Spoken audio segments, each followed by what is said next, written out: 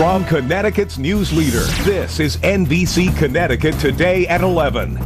So from vaccinations to protecting your child's vision, more than ever, teachers are incorporating 3D imaging, digital devices, and the latest computer applications into their daily curriculum there at school. But it's all exciting, but can it harm your child's eyesight? Joining us now, Dr. Lance Alpert from the Connecticut Association of Optometrists. Doctor, thanks for joining me. Thank you. Good morning. Good morning. So let's talk about this technology. I would assume that it's a great learning tool, but it might have some drawbacks, and explain how. The 3D technology is a very good tool for engaging kids, getting their attention span, getting them to study more and be more inviting in the education.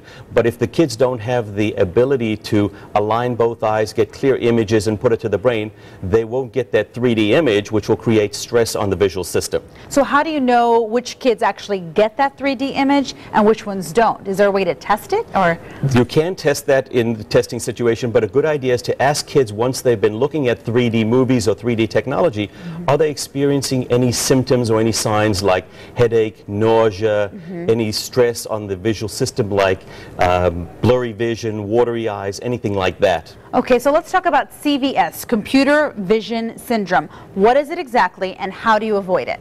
Computer vision syndrome is a syndrome of associated problems when you spend a lot of time using computer screens as well as other handheld screens, Game Boys, X Cubes, anything like that. When we do that, we get headaches, nausea, blurry vision, and stuff like that.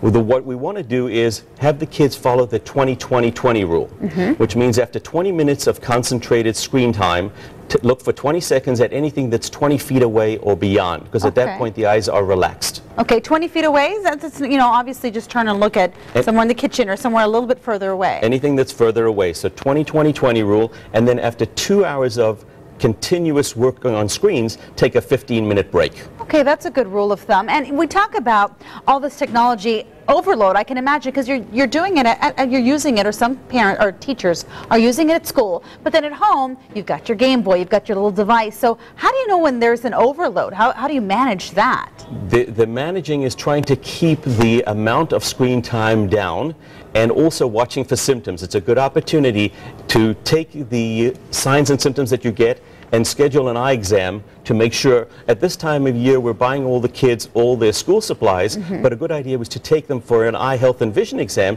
to make sure that they have the visual tools to be successful in learning. And a good resource for that is the Connecticut Association of Optometrists website, which is ctis.org. Okay, and you're saying, though, that when parents and kids go to the doctor's office, they should be equipped with something. They should have already done some homework, so to speak. Explain that. Right. One of the recommendations that I make is before you go for an eye exam is to actually measure the distance from your eyes to the screens that you use a lot, whether it's a computer or a handheld device, so that when you do go in for your eye health and vision exam, the doctor can actually evaluate that you have the visual demand and visual skills to be able to be successful for what you do at all different distances, not just far and close up. This is important information, because if your child cannot see that blackboard, or if they have problems, then they're not going to learn and they're not going to do well in school, and it's going to lead to a lot of issues. So you might as well just kind of nip it in the bud, so to speak. Right, and a regular annual eye exam is a very good idea to make sure that the eyes have to be working together and have clear and equal images, because if the images are not equal, you won't get that 3D effect. Dr. Alpert, it's been great. Thank you so much for your advice. I appreciate you coming in, and on the holiday as well. Thank you.